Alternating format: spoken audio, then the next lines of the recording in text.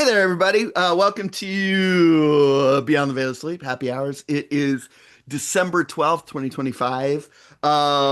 Thanks so much for being here. Exciting night, last stream of the year. Thanks for checking us out live or later, async. If you got any kind of correspondence for us, please feel free to shoot an email to veilofsleep@gmail.com. Certainly jump in the chat. Also feel free to post afterwards, especially tonight with any reactions that you have. It's going to be between a hard PG-13 and a hard NC-17, so shield your sensitive people from seeing this. Get them away if they can't hang. What we're gonna do tonight is we several of my friends and I um, uh, endeavored to try and write 50,000 words towards a new novel each in the month of November. The third year I've done it, and the second year that folks have done it with me. And so we're going to talk about it. We had a check-in a couple weeks ago with a few of us. Now that the month is over and we are all, quote unquote, done, we're going to talk about it a little bit again. And we're going to get some excerpts from some of the work that people have produced. So pretty exciting stuff. Yeah, why doesn't everybody come on in? Um, good to see you, Emily, Nick, Kennedy, and Joseph. Thanks for jumping on. Thanks for doing this in the first Hey. place. Especially, Nick and Emily for the second year in a row. The Mm. true gold level champions because you both have actually made the threshold 2 years in a row, which is truly impressive stuff.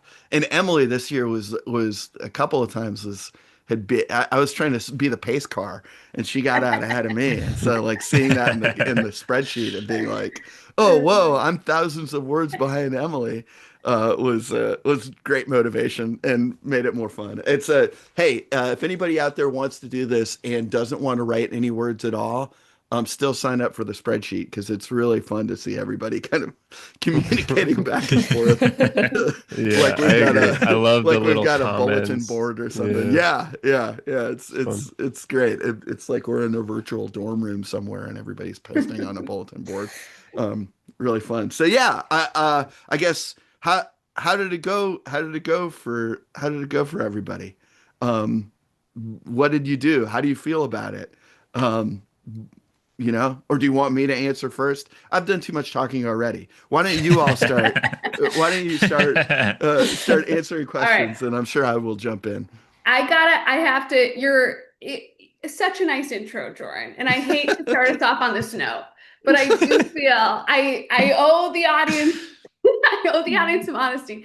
I do think for both years, there should be a little asterisk next to my name because last year I famously wrote a modern day telling of persuasion, which is a novel that's already been written. And this year, well, But that I was so endeavored. cool, though, right? Was it, It you is. said that your It is. that your parents were so happy that you did it, They right? were. They were very impressed. They were Yeah. very So impressed. parental pride, that's They so were worth very it, impressed. And this year I wrote a short story every day. And I also took the opportunity to rewrite some short stories that I previously abandoned. So I just want to say, I think if anyone is like scared of doing this or is like, I can't do this, you can always make your life easier and you can just cheat a little bit. And that's It's how I've not been even able it's to do not even cheating. There's no, Ah! we're not handing out awards. We're not, and all we're doing is Yeah, having a little bit of sort of a contextual thing that we can all share yeah. together as a little micro community to get us You know what? motivated to make something, Look at I Jay. will cancel myself before I can get canceled. So All right. I just wanted to put that out there with the asterisk Yep, attached. that's savvy of you, you Yes, know. thank you. But But like I beyond Yeah, can't that, I can't wait to read Jay. I would love to see Jay's play performed because he yeah. got to around 11,000 words and then was like, I'm done. Yeah.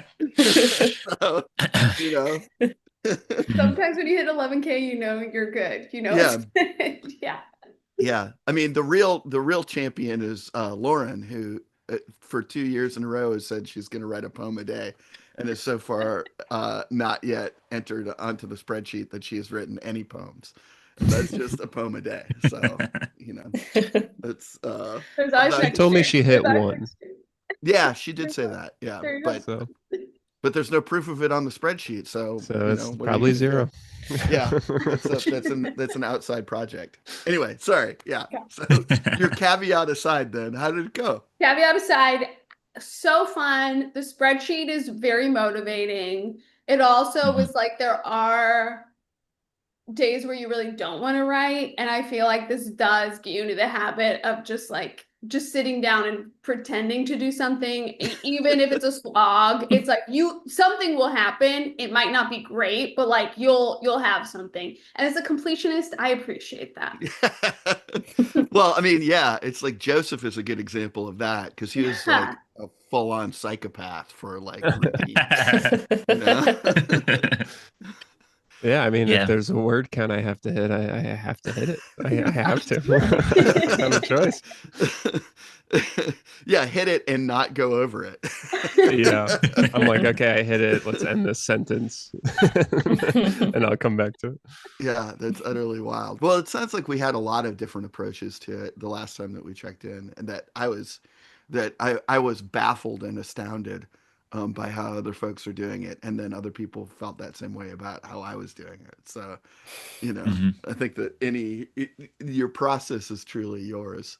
Um, yeah. So now that you're through it, what do you think? Kennedy, how did it go? You were like, I'm gonna Oh get man. 50,000 still, and I'm like, it's okay. Ugh. You don't have to. It's Yeah, I didn't quite get to 50,000, but I did get to, I think I got to 40,000 before the month ended, and considering this is my first time doing it, I'm pretty proud of that. as well. You So should yeah, be. Yeah. thank you. Yeah, it turns out that you think that you're gonna write while you're on vacation during Thanksgiving, and then you don't. I was like, all I have to do is write 2,000 words every day that I'm with my family in New York, like celebrating Thanksgiving. And somehow it didn't happen. But I'm still kind of slowly adding to it. I decided that now that like I'm not, trying to reach the 50,000 goal, I'm gonna kind of go back and edit and then sometimes add more kind of based on like how I feel. So it's been kind of nice to be able to kind of edit while writing now so that I'm not just writing in a, frenzied state where I black out and then I shut my laptop and I don't know what I just wrote. Um, so yeah, but I completed something. And I think the other thing is I was like, there's no way I'm gonna finish the story in 50,000 words. So now I can kind of just like That take blows my my mind time too. with the rest of it. I'm very long-winded, and that is a problem I Well, I have. mean, me So too. I'm the most floridly languaged person there could possibly be, but I'm still like, wow, more than this. I mean, yeah, like Keller's a good. I'm curious. I will be very curious to catch up with Keller about this because he, this is his second year, and he got about 40,000 too this year, and last year he got about 11,000, and there was a point where we were talking about it before Thanksgiving, and he was like self-bullying himself to be like, now that I've seen this, I got to do it. I just gotta. And like he was maybe less than 20,000 words, and he got to 40,000 at the near the end of the month, and it's just like, wow, he had to be writing like all the time. So I imagine that his Thanksgiving holiday was an extremely focused His blast of family brought yeah. him 70,000 his words. dinner to his room, and Yeah. it was take it or leave it. Yeah. Yeah. Well, yeah. So Nick, what do you think? I mean, you have the same you had the same thing. Like last year, you exceeded count by like 10,000 words, and then we're like, I still need another 10,000 words to Ye- finish. Yeah. Well, yeah. So I didn't even end up finishing last year, last year. So this year already is a little better for that reason. I like finished So the you did story. finish. You finished it. I did. with the asterisks of like I have in my in the document like a bunch of brackets. This will happen here later, kind of a thing. Emily, it's like, I'm like, yeah, that's how you do it Yeah. next year. So then you'll just go in next year. That's what you'll do next year. Yep. Yeah, and I think last year I would have felt shame doing that, and now I feel no shame at all having done that, and like actually finishing the full story with that caveat. It's still not like Jordan. I don't know how you did it and do it to make it publishable. Like this, it would take a lot of editing to be put into a form that I would be happy giving to the world, but well, it's a lot unclear closer. beyond the first year if I've ever, if last year or this year, will be in kind of that state. And then also like Mary Wynn did it all, you know, like how did I do it? Well, I had an amazing partner who fixed everything and made it work, you know. So I guess that's my secret. Secret weapon. Yeah, you know. Yeah. I do I do think like I was kind of running out of steam toward the end. Yeah. So I sort of like rush the ending to the point where it's like, yeah, I'm gonna have to, if I do end up trying to fix this, edit it, I'm gonna have to like rewrite vast swaths of this. But I know Joseph here, not to call him out, kept going beyond the month to get to a good feeling ending. Oh, that's like great. Oh, that's metronomically, like he had been. Oh, still about 1,700 words a day. Yeah, Oh, yeah. So I stuck that's with great. that, and I think I ended with about 55,000 words. Wow. Wow. Yeah, I was worried. I was like, oh man, I'm not going to make it, and this is all wrapping up. And then I got over 50,000 and was like, oh shit, there are a few Yeah. last things I need to touch on. And then I wrote like another 900 words or something. Hmm. But I may have rushed that, you know. But I was like, oh, I've achieved the, you know, I got the climax of what I wanted, and now, but there are a couple threads where I'm like, oh, I should finish this, and so I may have really done some hack work, some fast hack work, basically, I for gotta- up the ending. for everyone here who wrote original stuff, which is everyone but me, do you, how much like do you plan it all out, or do you just feel it out and then you're like, I just felt you just it felt out. it out? You don't have like an Yeah. outline or anything? I'm always curious No, about that. I just every day I would reread the last 2 pages I wrote and then just continue. Oh, You know? Yeah. smart. Yeah, I'm real like I in some ways I guess I'm being sort of dogmatic to my own philosophy about this stuff, but basically I just like there's the third week of the class I teach is basically the screed about like, hey, if you're not worried about fucking game, then improv can go on forever because it's world building, you know, and like that's interesting. And Yeah. as finite creatures will start to like inadvertently find connections and overlap and all that stuff. So basically I just run the exercise that I have a class do by myself for a month and write it all down.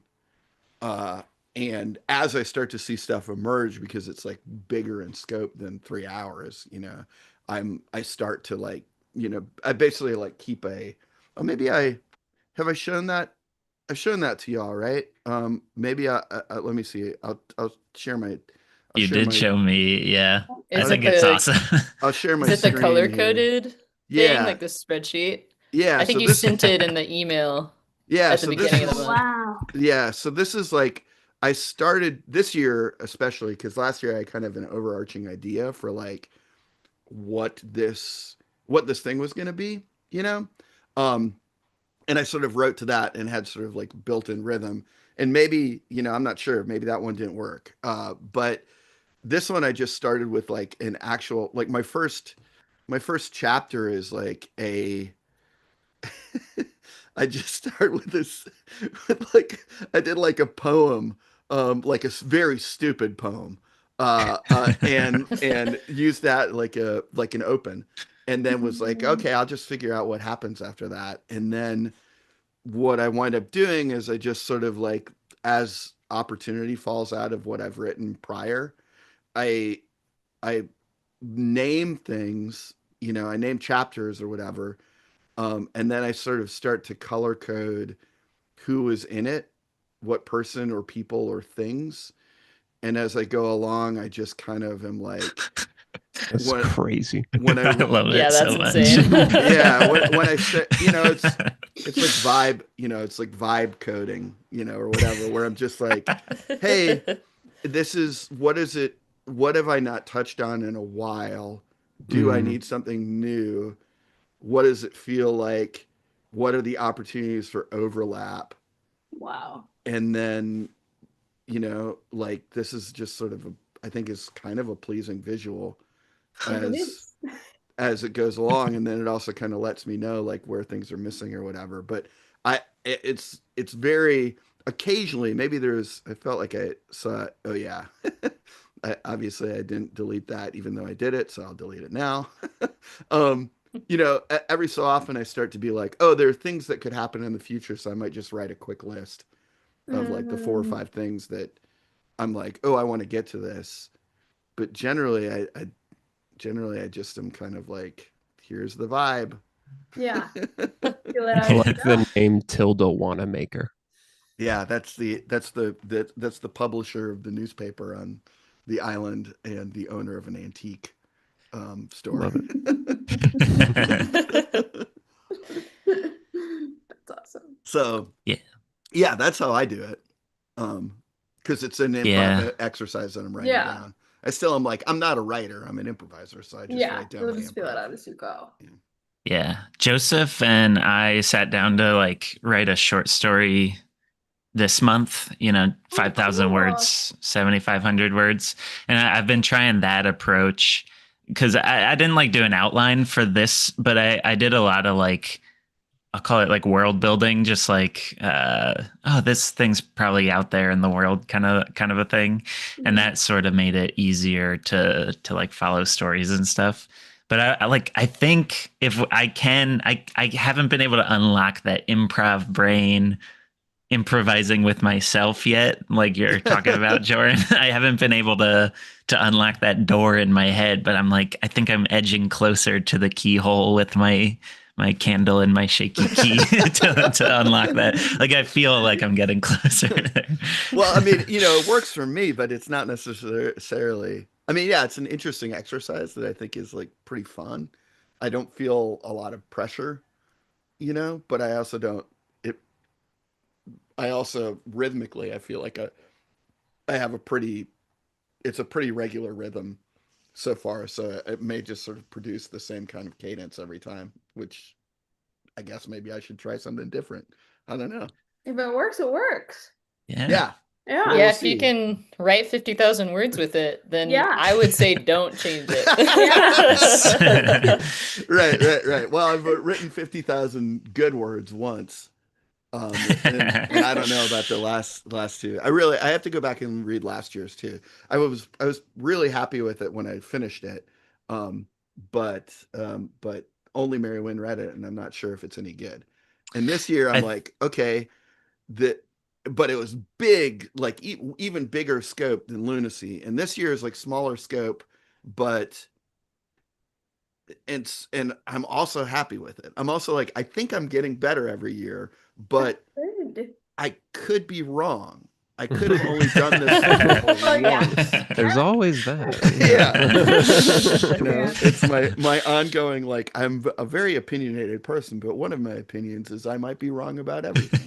Well, So, going to what you said about shortening scope, like the changing after writing 50,000 words and now writing a short story, which is 5,000, it's like, okay, it has to be all killer, no filler. Yeah. And it's kind of a nice, like, okay, let's just get to the good stuff, Mhm. And then I finished mine, so now it's like time to like read it again after a little break and see if it flows the way I want it to before I show it to anyone. yeah. But Well, Emily, you weren't here last time, so you didn't hear.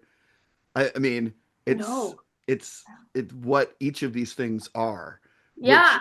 which is it's pretty cool. I mean, like it's pretty wild. Like there's a there's a lot of diversity in what we've done, Yeah.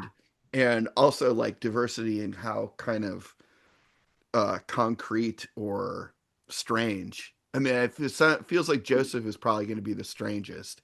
Okay. I hope so. Okay, would everyone go around and do a log line? Can I get a log line? Yeah, yeah. And then after that, maybe we should do excerpts. Yes. Yeah. So great. Um, mine feels practiced at this point. What's your It's my book is feels like it's a combination of the movies Big Night and The Wicker Man, although I haven't seen either of those movies. So it's a pair of sisters are investigating something that they realize they've forgotten on an island off the mainland where there's lots of witchcraft in the air, and they make a series of discoveries That's fun. and reconcile with something from their past. Ooh, I love it. I love Mhm. I think it might be Wow. good. Yeah, that sounds so awesome. it. Oh man. Okay, I can go next since the Yeah, green yours is thing really around good. me. You have a neat concept. As You've if got a good yours log isn't. line. Oh, it's okay. Mine is not practice, so I need to try to like shorten it in my brain. Okay, basically, my story follows the lives of three members of a family, a politician, a businesswoman, and a teenage girl, as each of their lives become consumed with obsession of a person. Oh, the same person? I think no, different people. Oh, okay. The teenage girl is obsessed with a pop star. The politician is Fun. obsessed with the president, and the businesswoman is obsessed with her boss that she's sleeping with. Oh, that's awesome. Yeah, I figured. I Whoa. know it's such a tight idea, both Yeah. in concept and context, and it Yeah. also feels like the kind of thing that you would. Yeah, you would that really does like. feel, yeah. Yeah. I would love to read that. Well, give me a little bit of Yeah, time you and let I me know. will You let me know when I you're will, ready. I You let me will. know when you're ready. Perfect.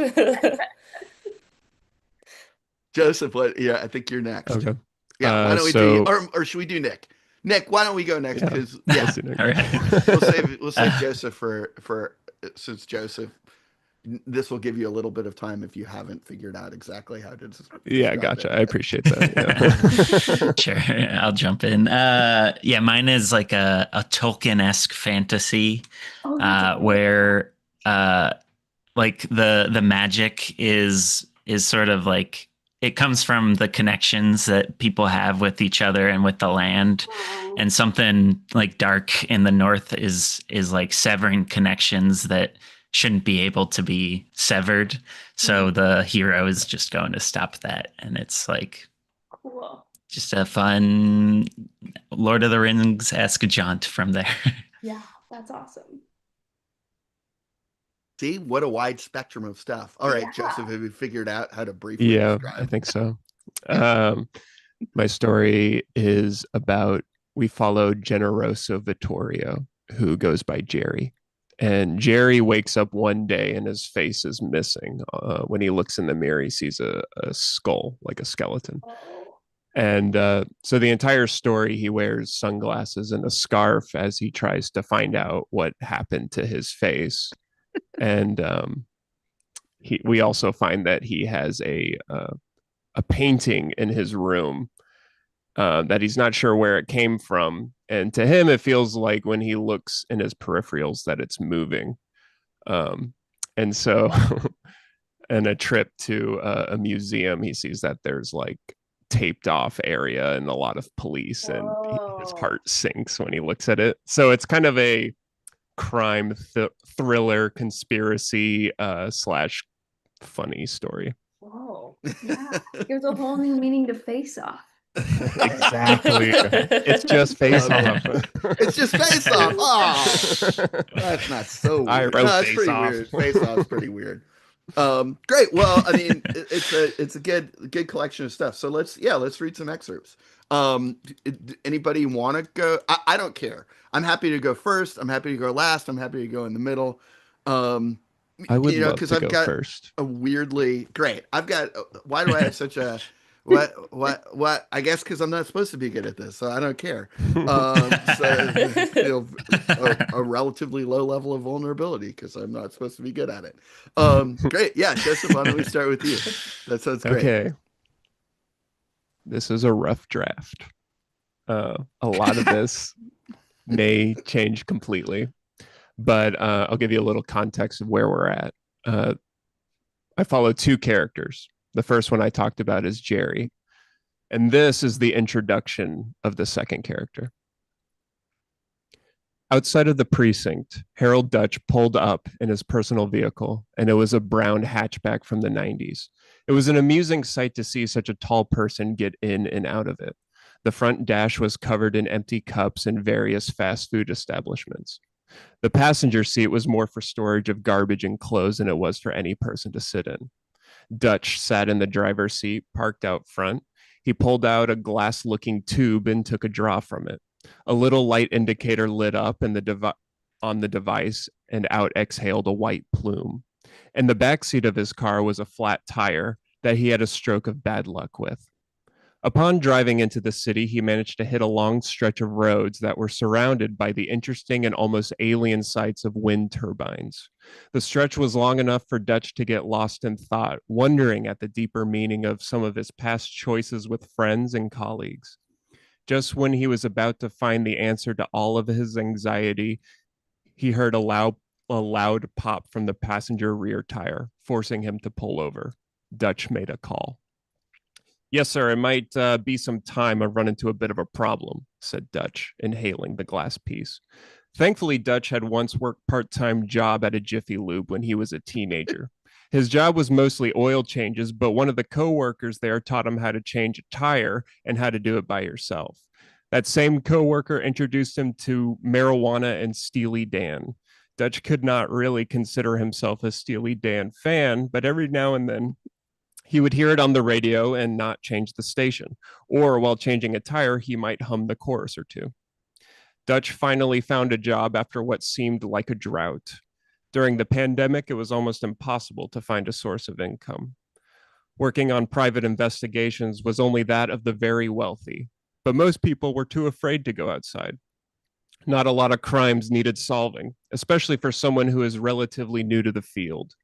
Dutch managed to get by doing freelance work photography for weddings and startup businesses that wanted their social media presence to be, quote, hip and cool, end quote. These jobs were founded thanks to online webcam interviewing. They paid the bills, but once Dutch got a chance to do what he truly wanted to, he had to make it count. At one of the startups, they made an app that would monitor the moisture levels of water in any given plant on the property that was hooked up to the Wi-Fi. They had one client that was an extremely large greenhouse that spanned a few acres of land. They found the app to be, quote, finally something that we've been looking for a long, long time, end quote, said the one and only review on the App Store. When Dutch was asked to go to the greenhouse and get some pictures of the app in use and asked some of the employees to share testimonies of how the app saved their life and family or something, he found that there had been a terrible accident. One of the employees at the Happy Green greenhouse was murdered. When Dutch arrived with his camera and tripod and light equipment, there were a group of people crowded around a body lying at the foot of the ficus shelf. The people around the body were hysterical. Some were on the phone trying to get in contact with the police. Some were trying to get the group to disperse, and some were trying to recount what they saw just before the man was killed. There was someone here. I saw them. They were here. They attacked him. They jumped on him, and now he's dead. I saw him," this lady screamed. Dutch decided this might be a good time to take some pictures. He managed to get a few shots of the crowd, which happened to break at the perfect moment to reveal the dead body at the foot of the crowd, making what Dutch thought was a very beautiful photograph despite the circumstances. When Dutch was done fawning at his own experience, he noticed in the photo that there was no sign of an attack from the dead body lying there, but instead something underneath the ficus shelf. He walked up to the crowd that all started to quiet as he approached. Maybe his height had something to do with it. The group parted, and as he approached the body, he kneeled down to reach under the ficus shelf to reveal a stepladder that must have slipped from under this body. Or maybe he slipped, said Dutch. There was a silence amongst the crowd. The lady who was screaming earlier now looked embarrassed. But I saw someone, she protested. Who? Said Dutch. She didn't respond as the crowd was looking at her in anticipation for an answer. She just sulked back into being another bystander of a fatal accident. When the police arrived, the crowd was a little confused because when Dutch had walked up, everyone assumed he was some kind of law enforcement. Dutch later thought it was because he had black gloves on that made him seem important, or perhaps his height. The law enforcement started taping off the area, interviewing the people there, and questioning everyone on who Dutch was. When it was revealed that Dutch's theory about the slip was not only believable, thanks to the surveillance of the Happy Green greenhouse cameras, it was true. The young man was trying to reach for one of the ficuses to water and slipped and fell on a gardening spade, severing his jugular. Everyone blushed when Dutch admitted that he was there to take pictures for the water moisture app. The chief of police heard news about Dutch's work and brought him in for an interview, asked him if this was something that he would be interested in doing for a career. Dutch knew that this was something he wanted to do, but not until this moment. After working for the police a number of years, he found most of the duties were not of investigation, but instead giving out parking tickets. Dutch was not very good at it since he hated parking tickets more than anyone on the planet. So most of the time, if you had a story at all on why you parked the way you did, Dutch would give you a pass. Dutch instead found that in order to truly get what he wanted, he would have to go into business for himself. That's when Dutch created his own private investigator wing. He created business cards at a local spot that would give a discount if you bought in bulk. They offered a lot of options of what kind of business cards you could get. Dutch was partial to the first option at the front of the magazine that had a business card of a field on a sunny day on the back of the card. Can we do something with water? Asked Dutch. Sure, like a lake, said the lady, covered in tattoos at the front desk. What about something more serene? What does serene mean? She said. Since the business cards were made, Dutch felt more official than ever about his private investigation, starting out with smaller jobs of missing pets and working on his way up to bigger crimes like robbery, and one day hoping to get to murder. While working a case of trying to find books, a missing orange tabby cat that turned out to not be missing at all, but simply visiting a neighbor who had laid out a bowl of food and didn't realize that the cat belonged to anyone and that it was not just a gift from God, that the old lady had company, or perhaps her late husband came back in the form of an orange tabby, Dutch got a phone call. Are you Harold Dutch? Said the voice over the phone. Yes, I'm a little busy right now, said Dutch, trying to calm down the orange tabby cat by making kissing noises accidentally into the receiver. Can I call you back? My name is Robert Grant. I've heard about your work and that you are hired as an investigator, but does not belong at the police. You've heard about my work, said Dutch, stroking the now docile tabby, staring off in disbelief. I want to bring you into the city. There's been a crime, and I need your eyes on it. Can you get here as soon as Monday? Said Robert Grant. Yes, said Dutch, almost too quickly. It was Monday, and Harold Dutch was on the side of the road changing a tire. Not the best first impression, but at least he made the call. The drive to the city was long, and he all but assumed that Robert Grant would understand that there might be a snag here or there. But a job is a job, and Dutch did not want to mess it up. Thanks to his skills he learned from the Jiffy Lube, he was now back on the road in no time, and now sitting outside of the precinct. There was a knock on the glass window of his passenger door, and a man holding a half-eaten sandwich was staring at him and gesturing him to roll down the window. Follow me, he said, between bites. Oh man, that's great. Woo-hoo. That was awesome. Yeah, very exciting. I know. I'm intrigued. It's got some like beat writer vibes to it, you know? Totally. It's like it's like a little there's a little bit of like Naked Lunch, you know, kind of Yeah, I've never vibe. read Naked Lunch, but I've been reading this book by Thomas Pynchon, and I was always inspired by his tangents. Oh, And yeah. so I was like, I'm allowed to go on a tangent if I want to. And Yeah. I had a Oh, lot of yeah. fun writing this. Yeah. Oh, that's great. Yeah, but it's rich. Promotes richness. Awesome, great. Who's next? Who wants to go next? I'm gonna try and fly through I'm gonna try and focus on reading so that we can make sure to get everybody in. Let's. Who's next? I can go. I can Great. go. Yeah, Awesome. I Thank you, got Emily. this was a short story that I wrote where I was trying a new style where you put like kind of the plot in the title. So the title is The Remaining Residents of the Maypearl, Texas Retirement Community Recount the Second Coming of Christ. Through flooding, fire, famine, and war, we knew he would come again. We weren't sure we'd be around to meet him and didn't think Maypearl would still exist, but we never lost faith that Christ would return. When Doomsday finally ended, miraculously, we were still there, and Maypearl was included on the first draft of Jesus' tour schedule. Then his manager called to tell us Maypearl was unfortunately a little out of the way, but they'd love for us to come see him in Fort Worth. We had survived the end times, and now our Savior didn't think we were good enough for even a brief stop. Makes you think you should have moved to Austin when you had the chance. Mark Pruitt, our councilman turned town villain, he refused to hire another librarian after the first one got raptured, suggested maybe the town should start an open mic. He thought it would be nice to have some poetry or music again. Folks started gathering on Tuesday nights. $5 got you 5 minutes. Maybe Jesus would stop in Maypearl if he heard we had an artistic enclave. There were some gorgeous Wonderwall covers. The football players who had spent an apocalypse torturing Maypearl residents, demanding people rub their feet and feed them grapes, had quieted down. Their quarterback, DJ Hammond, died when death came to take all the firstborns, and his parents thought pig's blood would be a suitable substitute for lamb. It wasn't. When someone asked if we should get a football season going, the players proposed the cheerleaders have the field on account of they never really got many resources. And I think those boys weren't emotionally ready to step on the field without DJ. With a dedicated practice space, the cheerleaders nailed their one-arm extension throw, and the football players were there to see it. They sat in the bleachers, hollering encouragement for them.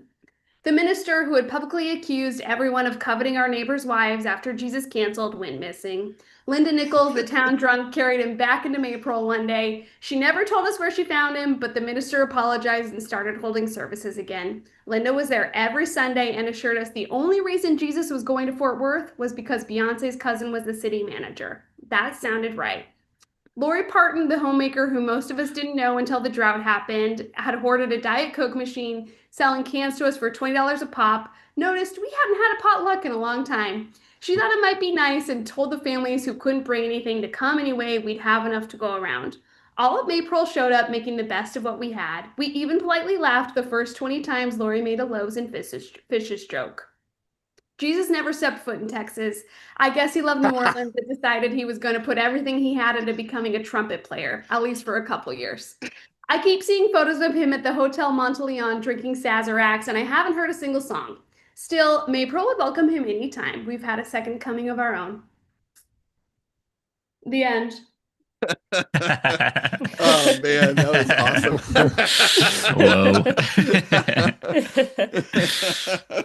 Oh, that was great. That was fucking great. This is so fun. Oh man, I'm so excited.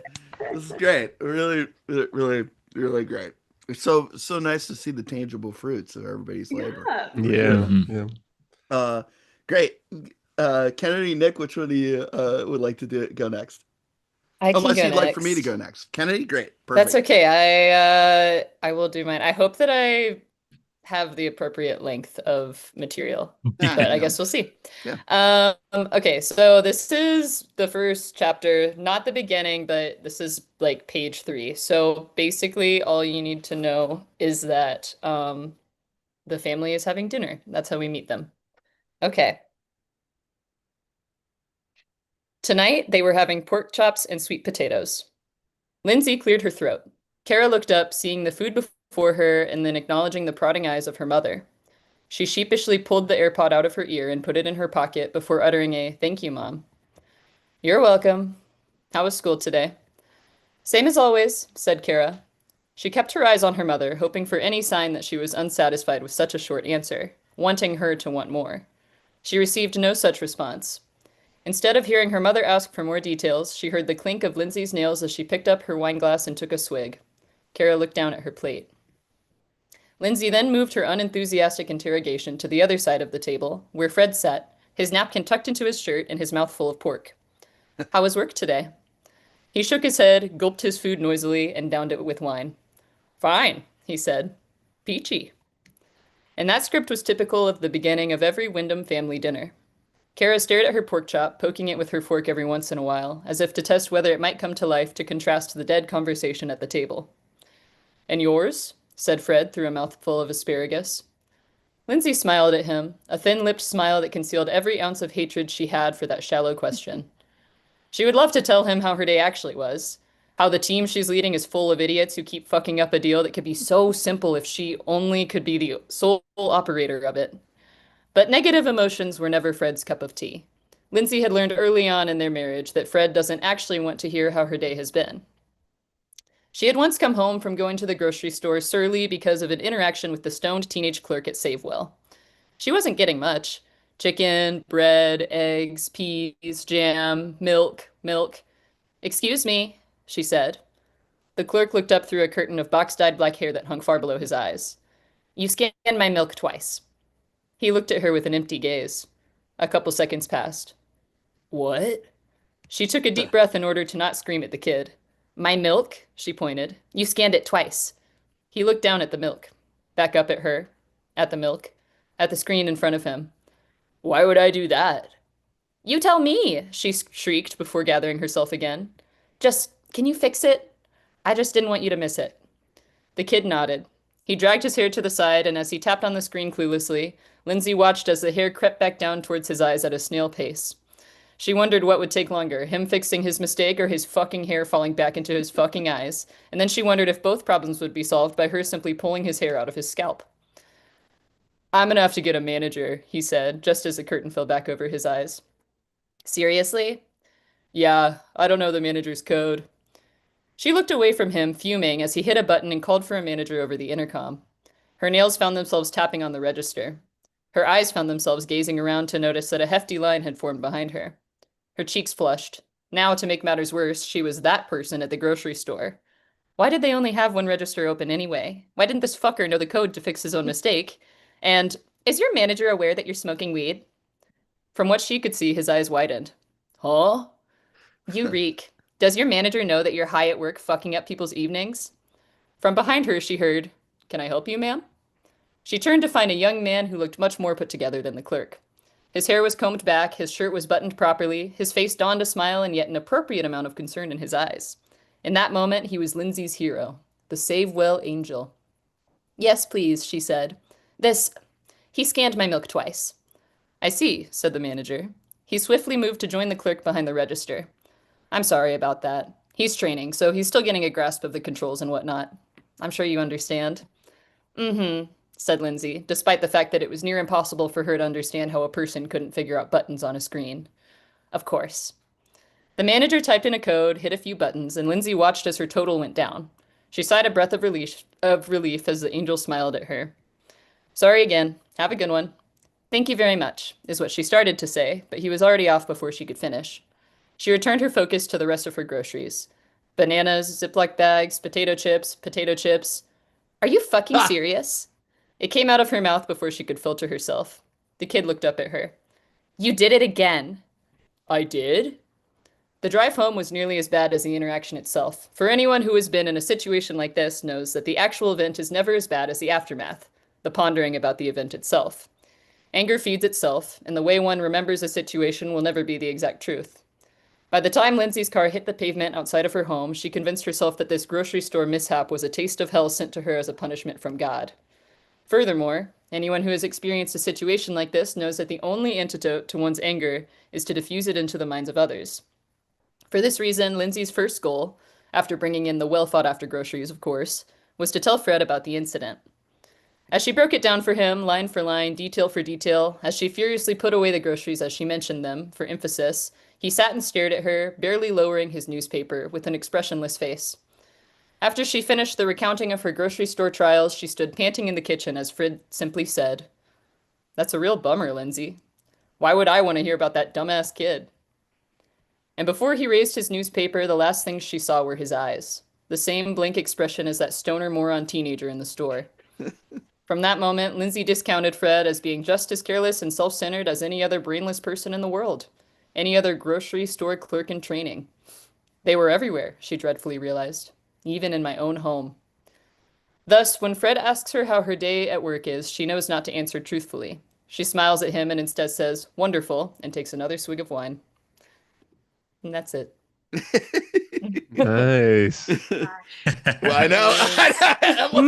I'm so happy I know I made you tell me the log line, but I'm so glad this woman finds love. She deserves it. She deserves it. She's been through too much already. I was know. slowly tracking you. When we came back on, I was like, ooh, Emily's going to find that delicious. I love it. It's like American Beauty, kind of. I know, it's great. Kind of like American Beauty, Yeah. yeah. Yeah. Oh, I know. I'm feeling like tense over what happened. Yeah. Yeah. She wants her When husband. the second No one bag does of anything chips. fucking right. She deserves to get laid. Yes. Oh, it's like we're doing a book club live. This is great. With only our snippets. All right, Nick, do you want to go? Do you want to go last, or should I go last? What do you want? Why don't I'll you go now. Yeah. and then I'll go last. Great. Close us out. Alrighty. I have no context for you. I hope we can pick it up. Yeah, I hope so too. A creature crept into the light of the campfire. Flickering light danced over its form, as if from the fire, mostly convincingly. The thing, squat and toad-like, moved with uncanny grace, as if gravity held no sway. 3 overlarge eyes, slitted now like a cat's, and now like a goat's, and now human-like, stared up at the traveler, unblinking. This human thing is a feast of tasteful aromas, it said in a whispering, silky voice from deep within its body.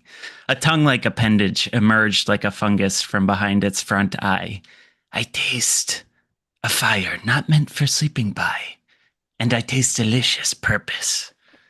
The night mage continued their carving, eyes straying only briefly to the ground beside the creature. No shadow, a denizen of the Fey realms, and one unpracticed as some of its brethren in the illusions required to fully play the part of a member of this corporeal realm. You're welcome to my fire, the night mage said, though you are correct, I do not intend to sleep by it tonight.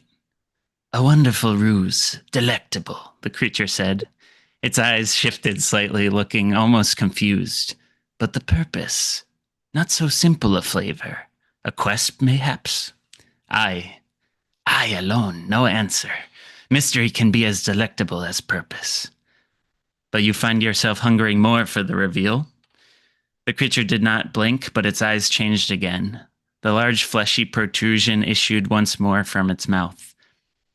It lingered longer, tasting more fully of the air.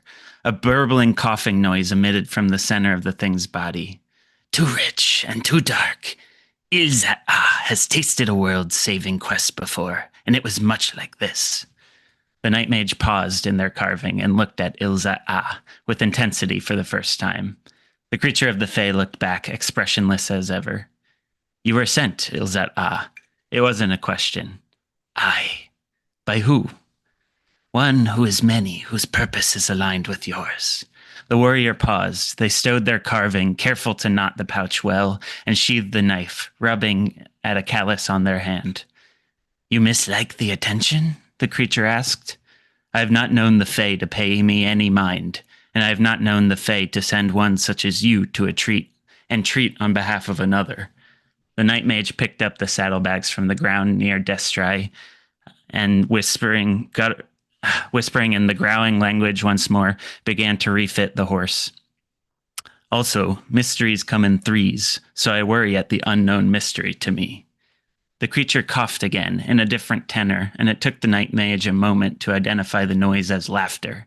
Let Ilzat illuminate the mystery of the mystery. The third mystery is this. You know now that I am of the Fae who work in alignment of your purpose, but who works against your purpose. That is no mystery to me, the night mage said. A darkness is in the north, and I've felt it. I am oath-sworn to stop it. Ilzat-Ah laughed again. Once more the tongue protruded. Oaths, treaties, agreements, the creature said. I taste all three broken about you. There was no accusation in its tone, yet the night mage jolted as if struck. They said nothing, and for a long moment, only the wind in the trees and the burble of the river conversed.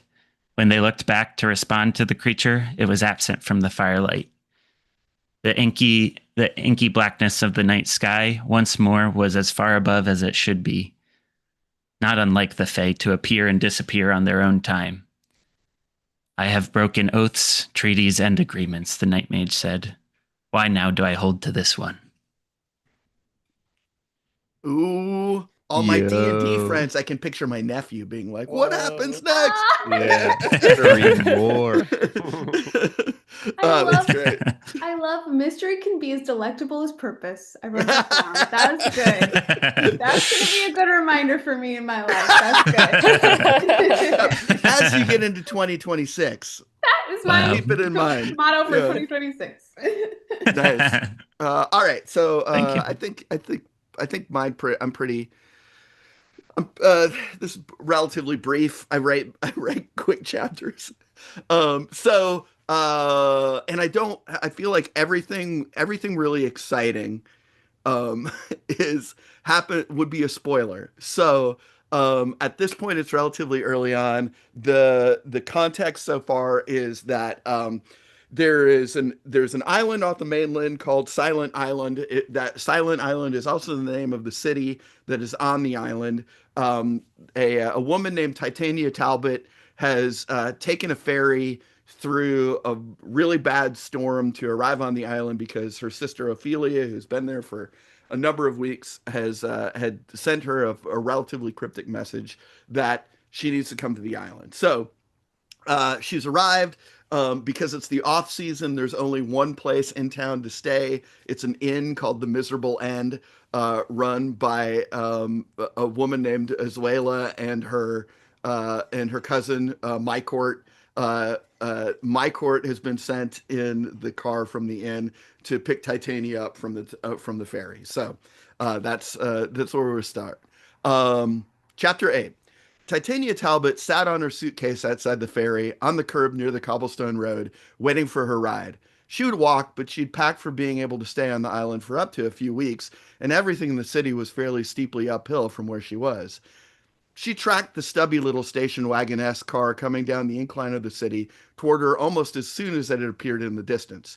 It wasn't speeding or moving erratically, but the way that it was driven gave off a certain impression of unsafeness. Yes, it was a slightly older, crappier car, but it also seemed like it was being driven rather incompetently. That impression did not improve as it approached, looped around the road so that it came down the route to pick up a disembarking ferry passenger, and drove several yards past where Titania waited. She began to stand up from sitting as it passed by, but she started to lower herself slowly back down as it continued on, and even discharged a little spurt of speed. She did see that there was writing on the passenger side door of the car, and even though it was a quick look, she was pretty certain that the writing spelled out the name of the place she was supposed to be staying. The car had stopped, so Titania stood and started to walk a couple of steps toward it. The car started up and drove away, turning and looping again back down the pickup lane. This time it stopped well short of Titania's location. Titania dipped her eyes slightly to look at the driver of the car. Her impression of the figure was that they were distinctly oafish. They were also making direct eye contact. The two stared at each other until Titania made a little questioning wave of hello, at which point the driver immediately dipped their eyes and began drumming their fingers on the steering wheel of the vehicle. "What is this?" Titania asked to the air, as she saw the driver of the car had begun to pretend to whistle in a way that could never actually produce a whistling sound. Their mouth was in an O, with cheeks puffed out, blowing short staccato puffs. Titania began to roll her suitcase toward the car along the bumpy walk. Halfway there, she drew up short as the driver finally exited the vehicle, crossed to the front of it, and leaned back idly against the hood, eyes lazily drifting away toward the city. Titania exhaled and greeted the driver. "Hello, I'm Titania Talbot." The driver looked at her blankly, eyes swimmy and unreacting. Titania continued, "I think you're supposed to be picking me up. I think I'm staying at your place." I knew that, replied my court, again looking away. Okay, Titania accepted, picking her approach back up and wrestling with the back passenger door to get her suitcase and herself loaded into the car. Her eyes flicked across the front passenger door to again confirm that she had read it correctly. She had. Oh boy, she had. My court sat leaning on the hood, casually looking around and about for a few more minutes, as Titania's sinking feeling that this was the best foot forward for the purported only place to stay in the off-season gripped her stomach tightly. My court rounded the driver's side door, went to put the key in the unlocked door, dropped the key on the cobblestone, bent to pick it up, opened the door into their own head with a painful sounding bang, picked up the key, slid behind the wheel while rubbing the top of their head in a repeated circle with a palm, missed the ignition with the key 3 or 4 times, and finally got the car started. Here we go, my court supplied helpfully, and the car lurched into motion. Yep. I think I'm gonna start calling people distinctly oafish. For some people, it is an appropriate description. It is. So, yeah, thanks everybody. I think that we're probably all curious about where things go from here. So, if anything else happens, let us know. And hey, if you are interested in anything that anybody did here and you watch this, then let me know, and I'll harass them to an appropriate degree to try and get you more eyes on their stuff. I'll post the link for mine as a comment on the video. I just leave mine open to the world with comment on, so you can comment on, you can read anything you want, comment on anything you want, and we'll see where that goes from there. And I'll post my music, my top music of 2025 Yes, as well, please. as well as sending Yes. it directly to you, The Emily. new Spotify Wrapped. Yes, thank Yes, you. my own Spotify rap. Yes. Yeah, so I think that's oh man, we're coming in just under an hour. For business, we'll be off for a few weeks for the end of the year here. I'll be back on the 2nd. I'll try to be back on the 2nd, and we'll do a call-in show if anybody wants to jump on and play scenes. And then the week after that, we'll have the movie club on talking about the year in movies for 2025. So we've got some stuff loaded up into the beginning of the new year. Thank you all for being here. I really, really appreciate it. And thank you for doing this with me. I appreciate that so much. I'm so glad it's like a thing that we can do together. Thank you so much. This is great. Yeah, thanks for Yeah, Awesome. thank you. Oh yeah, let's make things. It's all we Yeah, can I do, love it. you I know? love this whole project. This has been great. Awesome. Yeah. Any other thought? I know that as always, I'm a verbal bully. So, thoughts, feelings, anything that you all want to throw on here at the end that I have not left the oxygen for up to this point. I'll just say real quick, one thing that I missed last year, getting so caught up in my own writing, was reading Joran's the first year and like commenting in the thing. So if anyone reads it, throw comments. I think Joran, you usually let that open for Anybody can comment. And it's the first time. Yeah, it's the first time I ever read a book and knew what other people were thinking on the spot. Like it's almost like writing in the margins of like a library book or something. So if anyone's doing that, I'm planning to do it too. So I'll be in there. It. You'll see me do. typing away. So yeah, the back of the blurb on the back of Lunacy is from Louis responding in a comment on the Google Doc. So and it was just, I'm on board immediately after the werewolf circle jerk in the first chapter, and then no, there's this year there's the most nudity I've ever had, but there is no sexual situations. So so if you feel sensitive about sexual situations but love nudity, then you should read my book. There's as much grisly violence as in anything that I've done. So, you gotta all right. Thanks, everybody. Really appreciate it. Have a good night. Yeah, have a good night.